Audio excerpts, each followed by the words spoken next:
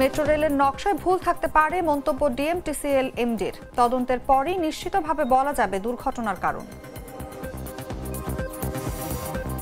রাজশাহীতে শীতের আগমনী বার্তা। হেমন্তের সকাল ঢাকা কুয়াশার চাদরে, কমছে তাপমাত্রা।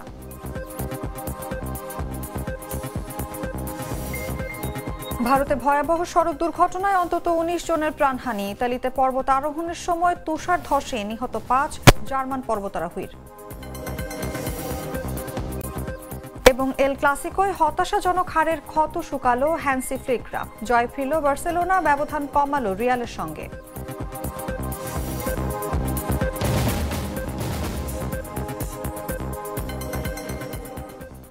এতক্ষণ শুনছিলেন সংবাদ শিরোনাম। দর্শক, আমন্ত্রণ দুপুর ১টা সংবাদে। সঙ্গে আছে আমি অনুভা বিশ্বাস। সাধারণ খাবার এখন হবে অসাধারণ। প্রাণ স্বাদের মশলা, স্বাদ বাড়ায়, ঘ্রাণ ছড়ায়। চলে যাচ্ছি পুরো খবরে। ত্রয়োদশ জাতীয় সংসদ নির্বাচনের প্রস্তুতি শুরু করেছে জাতীয় নাগরিক পার্টি। তরুণ নেতৃত্বের এই দল ঢাকা সহ দেশের বিভিন্ন আসনে সক্রিয় নির্বাচনী কার্যক্রম চালাচ্ছে। দলের শীর্ষ নেতারা সরাসরি ভোটারদের সঙ্গে যোগাযোগ করছেন এবং অন্তত ১৭০টি আসনের খসড়া প্রার্থী তালিকা তৈরি হয়েছে। রাজনৈতিক বিশ্লেষকরা মনে করছেন, তরুণ নেতৃত্বের এই পদক্ষেপ এনসিপিকে ঢাকার রাজনীতিতে শক্ত অবস্থানে রাখবে। বিস্তারিত জাগো ডেস্ক রিপোর্টে।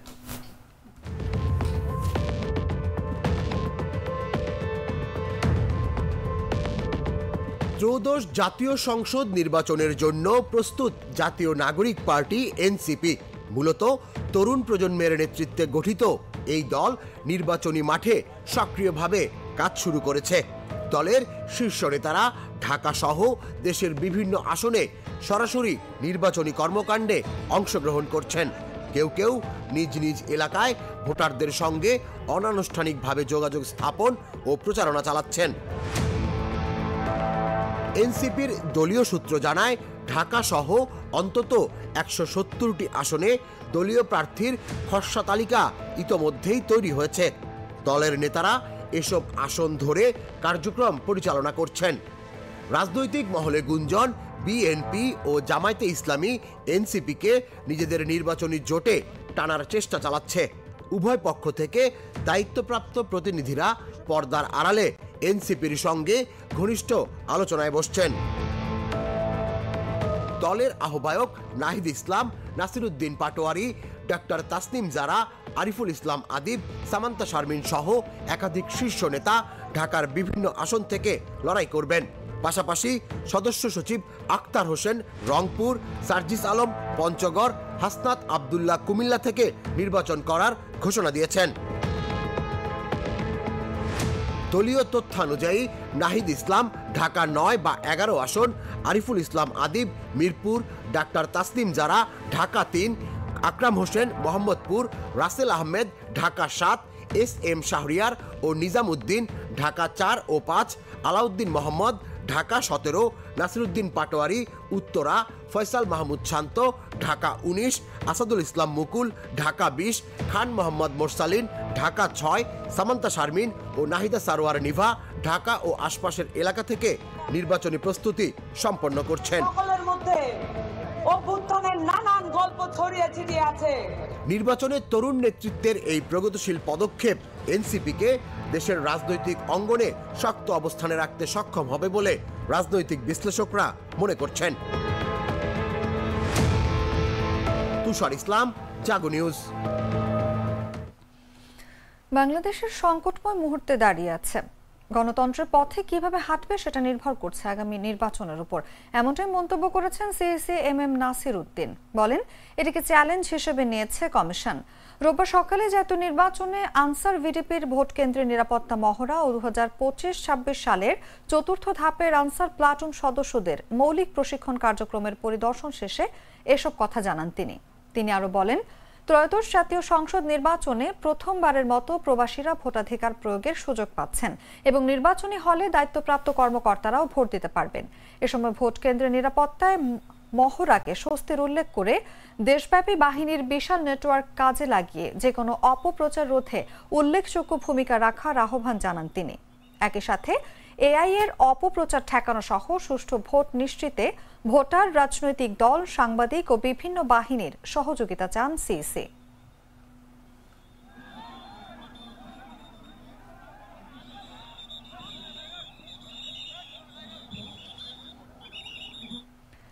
মেট্রো রেলের নকশায় ভুল থাকতে পারে, নিম্নমানের সরঞ্জাম ব্যবহার, ঠিকমতো বুঝে না নেওয়া সহ বিভিন্ন কারণে সাম্প্রতিক দুর্ঘটনা ঘটতে পারে বলে জানিয়েছেন ঢাকা ম্যাস ট্রানজিট কোম্পানি লিমিটেডের ব্যবস্থাপনা পরিচালক ফারুক আহমেদ।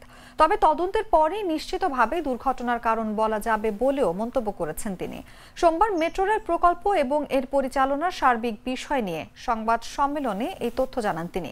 ফারুক আহমেদ বলেন, নিম্নমানের মালামাল ব্যবহার, ঠিকমতো সব বুঝে না নেওয়া সহ নানা কারণে এই দুর্ঘটনা ঘটতে পারে, সেটা নিশ্চিতভাবে বলা যাবে তদন্ত হবার পর। বুঝে নেবার দায়িত্ব ছিল কনসালটেন্সি প্রতিষ্ঠানের, অদক্ষতার কারণে হয়তো সেখানে ঘাটতি ছিল। এছাড়া প্রয়োজন অনুযায়ী দ্রুত আরও 4-5 জন প্রকল্প পরিচালক নিয়োগ দেওয়া হবে বলেও জানান তিনি। নতুনগুলোর ক্ষেত্রে প্রয়োজনের নকশা পরিবর্তন করা হবে উল্লেখ করে তিনি বলেন, যারা আগে কাজ বুঝে নিয়েছে কিংবা যারা দিয়েছে তাদের অবশ্যই অনিয়মের জন্য আইনের আওতায় আনা উচিত।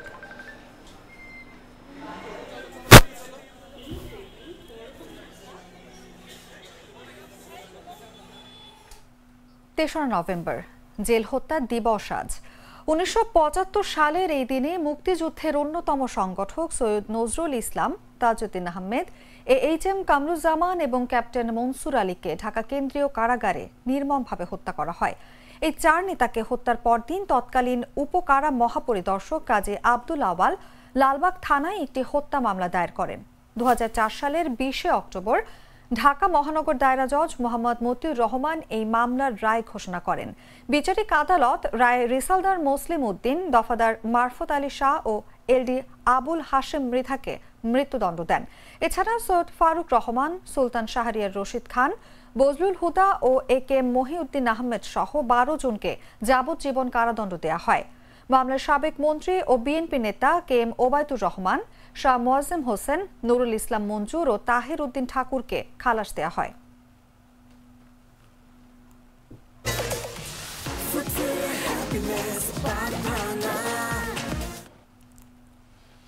মৌসুমের প্রথম কুয়াশার দেখা মিলল রাজশাহীতে।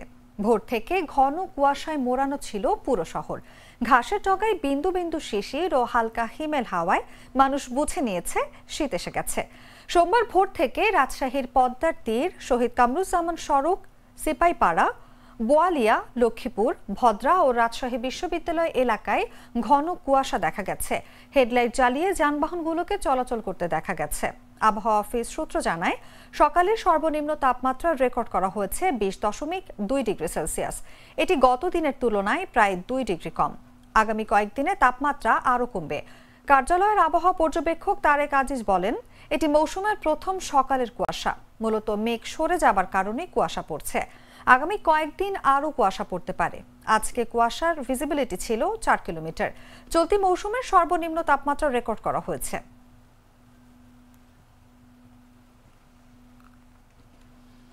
বরিশালের বাবুগঞ্জের অধ্যাপক মোস্তফা কামাল অবসর সময়কে কাজে লাগিয়ে পেঁপে চাষে করেছেন উল্লেখযোগ্য সফলতা। 4 বছর আগের পরীক্ষামূলক চাষ থেকে শুরু করে এখন তার 1 একর জমিতে 5 শতাধিক পেঁপে গাছের ফলন হচ্ছে। পাশাপাশি বাগানে ঘেরে মাছ চাষও করছেন তিনি। খরচ বাদে বছরে আয় প্রায় 10 লাখ টাকা। তার উদ্যোগে স্থানীয় যুবকরা কাজ পাচ্ছে এবং তিনি অন্যান্যকে কৃষিতে আগ্রহী হওয়ার অনুপ্রেরণা দিচ্ছেন। প্রতিনিধির পাঠানো তথ্যচিত্রে বিস্তারিত জাগো ডেস্ক রিপোর্টে। বরিশালের বাবুগঞ্জ উপজেলার চাঁদপাশা ইউনিয়নের গাজীপুর গ্রামের বাসিন্দা মোহাম্মদ মোস্তফা কামাল। তিনি বাবুগঞ্জ ডিগ্রি কলেজের অধ্যাপক। শিক্ষকতার পাশাপাশি কৃষিকাজে দেখিয়েছেন দারুণ সাফল্য। অবসর সময়কে কাজে লাগিয়ে প্রায় 4 বছর আগে শুরু করেন পেঁপে চাষ।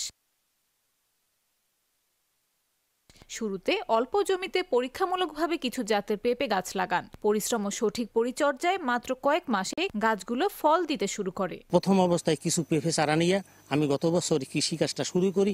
দ্বিতীয় বছর আমি প্রায় 450 মতো গাছ তার মাধ্যমে নিয়ে আমি রোপণ করাতে আমি প্রায় সর্বনিম্ন এখন পর্যন্ত প্রায় 4 লক্ষ টাকার মতো আমি এই বছর ইনকাম করতে পারছি।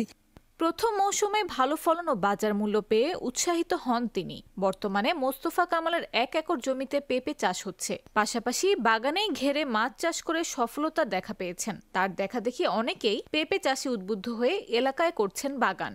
আমার জমি আছে, আমি চিন্তা ভাবনা করছি যে আমি ভবিষ্যতে এইভাবে তার মতোই তার পরামর্শ নিয়ে একটা বড় বাগান করার চিন্তা ভাবনা করছি। মোস্তফা কামালের পেঁপে বাগান ঘুরে দেখা গেছে তার বাগানে আছে প্রায় 5 শতাধিক পেঁপে গাছ। প্রতিটি গাছের নিচ থেকে ওপর পর্যন্ত ঝুলছে ছোট বড় অসংখ্য পেঁপে। পেঁপে চাষের পাশাপাশি বাগানের মাঝেই করেছেন মাছের ঘের।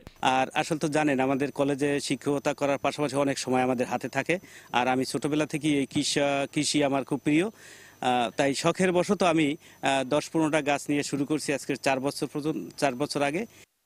অধ্যাপক মোস্তফা কামাল বলেন, সব খরচ বাদ দিয়ে বছরে 10 লাখ টাকা আয় হচ্ছে। তাই ইনশাল্লাহ আপনাদের দোয়ায় আমি আমাদের এলাকায় যে বেকার যুবক যারা আছে তাদেরকে প্রশিক্ষণ দিয়েছি এবং এই চারা করে দিয়েছি। তারাও অনেক বাগান করছে, এই পেঁপে করছে, তার বেকারত্ব দূর হয়েছে। বরিশাল কৃষি অধিদপ্তরের টেকনিক্যাল পার্টিসিপেন্ট SM নাহিদ বিন রফিক জাগো নিউজকে বলেন, আজকে দেখলেন আপনারা যে বাগানটা, এই বাগানের মতো আশেপাশে অনেক কৃষক ভাইরা উৎসাহিত হয়ে বাগান করছেন এবং একসময় দেখা যাবে বরিশালে পেঁপের সমারোহ হয়ে যাবে এবং এখানে পেঁপে দেশের অন্যত্র এখান থেকে স্থানান্তর হয়ে অন্য জায়গায় চলে যাবে এবং এমনকি আমরা বিদেশে রপ্তানি করারও আমাদের সুযোগ সৃষ্টি হবে।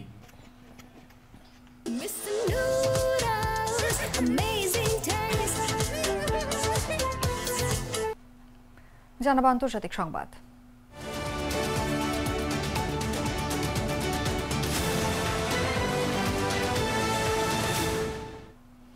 ভারতের দক্ষিণাঞ্চলীয় রাজ্য তেলেঙ্গানার বিকারাবাদে এক ভয়াবহ সড়ক দুর্ঘটনায় অন্তত 19 জন নিহত হয়েছে। এতে আহত হয়েছেন আরও বেশ কয়েকজন। সোমবার স্থানীয় সময় সকাল 7:30টায় বিকারাবাদ হায়দ্রাবাদ মহাসড়কের চেভেলায় এই ঘটনা ঘটে। বাসটি কমপক্ষে 40 জন যাত্রী নিয়ে মির্জাগুদা থেকে রাঙ্গারেড্ডির দিকে যাচ্ছিল। রাজ্য পুলিশ জানায়, একটি পাথর বোঝাই ট্রাক মোটরসাইকেলকে ওভারটেক করার সময় আরেকটি বাসের সাথে মুখোমুখি সংঘর্ষে জড়ায়। এক পর্যায়ে ট্রাকটি উল্টে গেলে এতে থাকা পাথর বাসের উপর পড়ে। এর ফলে হতাহতের শিকার হয় বহু মানুষ। দুর্ঘটনার পর বাসের যাত্রীদের উদ্ধার করে বাইরে আনা হয়।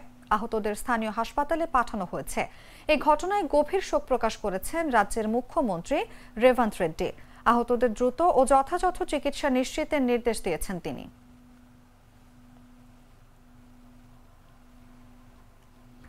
ইতালিতে পর্বত আরোহণের সময় বরফ ধসে নিহত হয়েছেন 5 জার্মান পর্বতারোহী। নিহতদের মধ্যে রয়েছেন 17 বছর বয়সী এক কিশোরী এবং তার বাবা। উদ্ধার কর্মীরা জানান, শনিবার স্থানীয় সময় বিকেল 4টার দিকে ওর্টলার আলপস অঞ্চলের চিমা ভার্তানা পর্বত আরোহণের সময় হয় এই দুর্ঘটনা। 3 জন পর্বতারোহীর একটি দল পুরোপুরি তুষারের নিচে চাপা পড়ে মারা যান। অন্যদিকে পৃথক একটি দলে থাকা বাবা ও মেয়ে তুষার ধসের তোড়ে ভেসে যান। প্রাণে বেঁচে যান আরেকটি দলের 2 পর্বতারোহী। তারা জরুরি বিভাগকে খবর দিলে শুরু হয় উদ্ধার কাজ। এর আগে স্থানীয় সময় শনিবার সন্ধ্যার আগেই 3 জনের মরদেহ উদ্ধার করা সম্ভব হয়, আর রোববার সকালে পাওয়া যায় বাবা মেয়ের লাশ।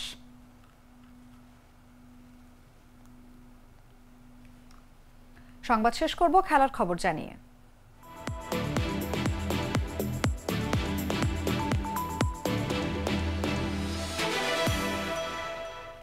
এল ক্লাসিকোয় রিয়াল মাদ্রিদের কাছে হতাশাজনক হারের ক্ষত শুকাতে খুব বেশি সময় লাগলো না বার্সেলোনার। শনিবার রাতে তারা ফিরল জয়ের ছন্দে এবং সেই সঙ্গে পয়েন্ট টেবিলে ব্যবধানও কমালো রিয়াল মাদ্রিদের সঙ্গে। এলচের মাঠে গিয়ে 3-1 গোলে সহজ জয় নিয়ে ফিরেছে বার্সা। গোল পেয়েছেন তরুণ প্রতিভা লামিনে ইয়ামাল, অভিজ্ঞ ফেরান তোরেস এবং ইংলিশ তারকা মার্কাস রাশফোর্ড। ম্যাচের 9ম মিনিটে এগিয়ে যায় বার্সা। ডেভিড আফেন গ্রুবার্সের ভুল পাস ধরে বাম প্রান্তে বল নিয়ে যান আলেহান্দ্রো বালদে। তার নিখুঁত ক্রস থেকে 17 বছর বয়সী লামিনে ইয়ামাল দারুণভাবে গোল করে দলকে এগিয়ে দেন। আগস্টের পর এটি তার প্রথম লা লিগা গোল। এই জয়ের ফলে হ্যান্সি ফ্লিকের বার্সেলোনা 11 ম্যাচে 25 পয়েন্ট নিয়ে লা লিগার পয়েন্ট টেবিলের দ্বিতীয় স্থানে উঠে এলো। শীর্ষে থাকা রিয়াল মাদ্রিদের থেকে মাত্র 5 পয়েন্ট পিছিয়ে এখন তারা।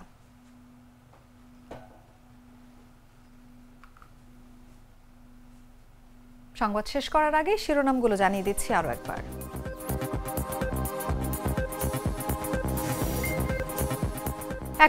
টি আসনে দলীয় প্রার্থীর খসড়া তালিকা প্রকাশ এনসিপির। নাহিদ সহ একাধিক শীর্ষ নেতা লড়বেন ঢাকার বিভিন্ন আসন থেকে। মেট্রো রেলের নকশায় ভুল থাকতে পারে মন্তব্য ডিএমটিসিএল এমডির। তদন্তের পরই নিশ্চিতভাবে বলা যাবে দুর্ঘটনার কারণ। রাজশাহীতে শীতের আগমনী বার্তা, হেমন্তের সকাল, ঢাকা কুয়াশার চাদরে, কমেছে তাপমাত্রা।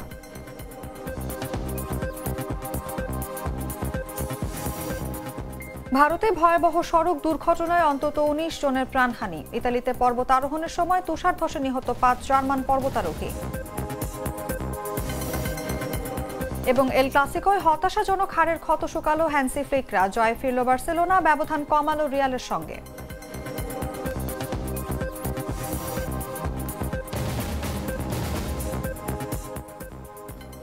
দর্শক, এই ছিল এখনকার মতো। এরপর দেখবেন দুপুর 3টার সংবাদ। প্রতি মুহূর্তে সর্বশেষ খবর জানতে ভিজিট করুন jagonews24.com। ফলো করুন আমাদের ভেরিফাইড ফেসবুক পেজ এবং সাবস্ক্রাইব করুন জাগো নিউজের ইউটিউব চ্যানেল। ধন্যবাদ সবাইকে।